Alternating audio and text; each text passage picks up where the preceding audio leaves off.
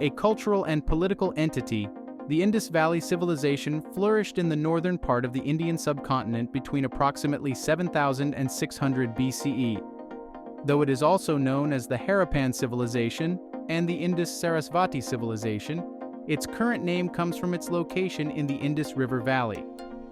These later names derive from two sources: the ancient city of Harappa in the region, the first of which was discovered in the modern age, and the Sarasvati River, which was near the Indus River and was mentioned in Vedic texts.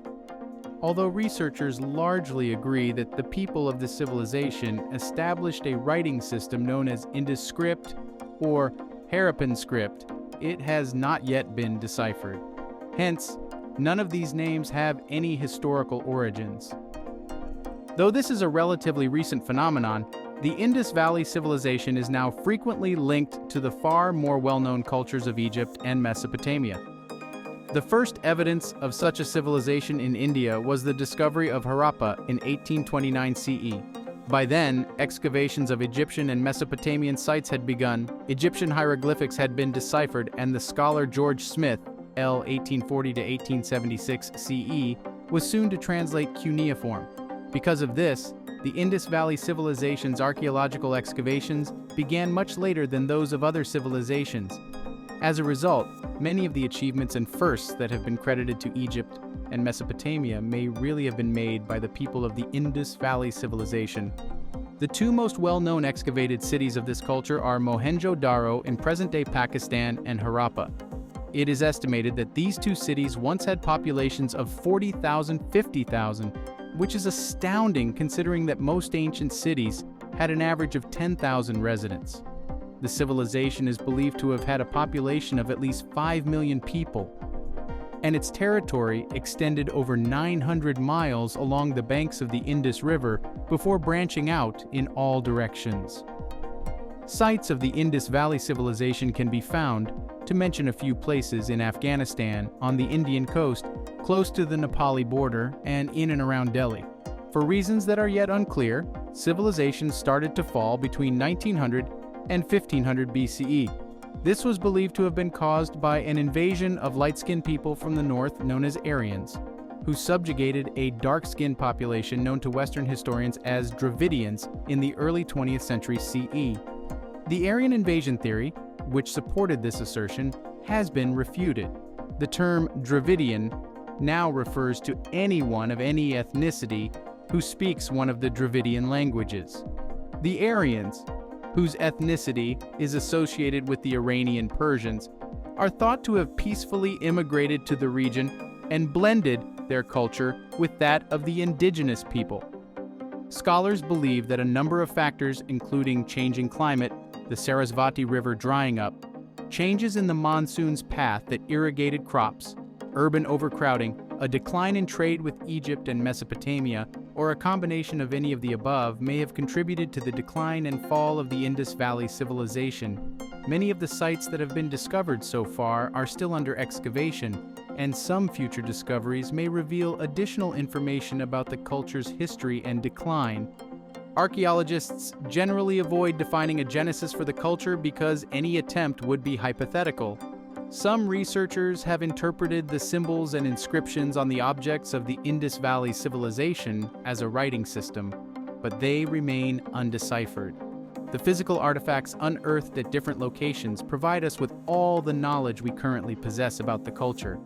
Therefore, the finest time to tell the narrative of the Indus Valley Civilization is when its remains were discovered in the 19th century CE. When James Lewis and another soldier deserted from the East India Company Army in 1827 CE, Lewis was a British soldier serving in the artillery.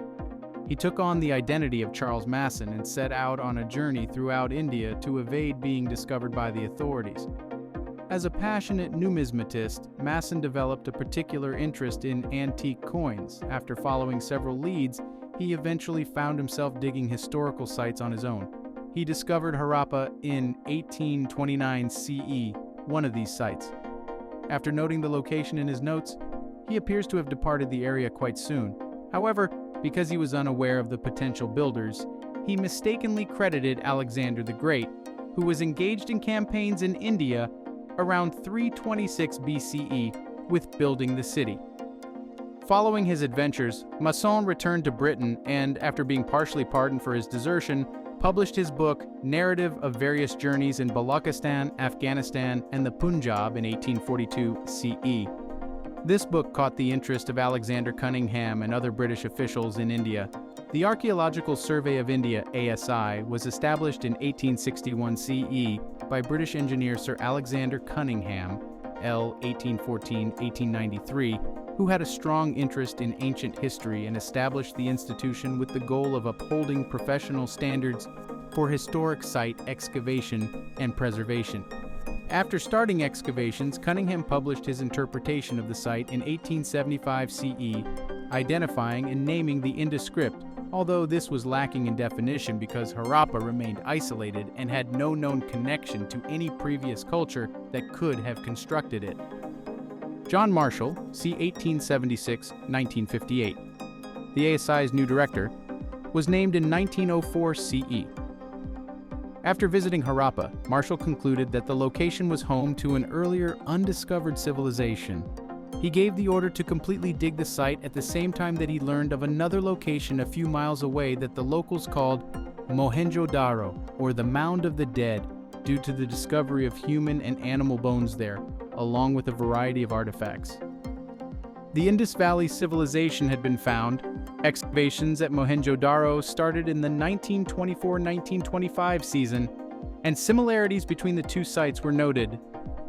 Western scholars were already familiar with the Hindu books known as the Vedas, as well as other notable works of Indian tradition like the Mahabharata and Ramayana, but they were unaware of the civilization that produced them. Because of systemic racism at the time, they were unable to attribute the achievements to the Indian people. As a result, researchers initially believed that Harappa was an Egyptian outpost, or a colony of the Sumerians in Mesopotamia. But because there was no sign of temples, palaces, or other massive buildings, not of stelae or royal statues, nor of names of kings or queens, Harappa did not follow the patterns of either Egyptian or Mesopotamian architecture.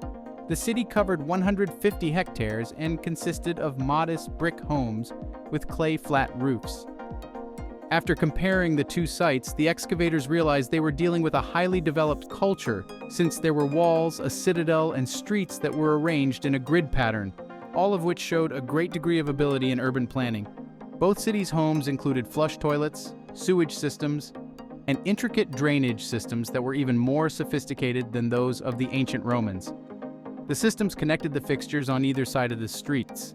At Mohenjo-Daro, there was a fantastic public bath with steps leading down into a courtyard, and devices known as wind catchers from Persia affixed to the roofs of some structures to provide air conditioning for the house or administrative office. The discovery of further locations revealed the same level of expertise and intelligence, along with the knowledge that each of these towns had been meticulously designed. The cities of the Indus Valley Civilization were deliberately planned, a site was selected, and construction began before full occupation, in contrast to other cultures whose cities typically grew out of smaller rural villages. They all also showed signs of conforming to a single, strong, central authority, with an effective bureaucracy that could organize, finance, and construct these kinds of cities. What amazed all these pioneers, and what remains the distinctive characteristic of the several hundred Harappan sites now known, is their apparent similarity. Scholar John Key comments, "Our overwhelming impression is of cultural uniformity, both throughout the several centuries during which the Harappan civilization flourished and over the vast area it occupied. The majority of the population appears to have been traders, farmers, and artists. There is no proof of temples, palaces, or a standing army. It is conjectural that the Great Bath at Mohenjo-Daro was used for ritual purifying processes associated with religious belief, although it might just as easily have been a public swimming pool for leisure. Although every city appears to have had its governor, it is hypothesized that a centralized authority of some kind was necessary to establish the city's uniformity. More data will undoubtedly aid in improving our knowledge of the Indus Valley Civilization's evolution and history as excavations at its locations proceed. Acknowledgement of the culture's enormous achievements and high degree of technology and complexity has been surfacing and garnering more attention. The overall feeling is echoed by scholar Jeffrey D. Long, who writes, "This civilization's high degree of technological advancement is what makes it so fascinating. Future excavations are almost certain to raise the Indus Valley Civilization's already renowned status as one of the three greatest civilizations of antiquity, alongside Egypt and Mesopotamia." That's all for now. Thanks for watching. If you enjoyed this video and found it amazing, please don't forget to hit that like button below. And if you want to stay updated with more great content like this, make sure to subscribe to our channel by clicking the red button and just ringing the notification bell so you never miss any future content from us. Your support means the world to us.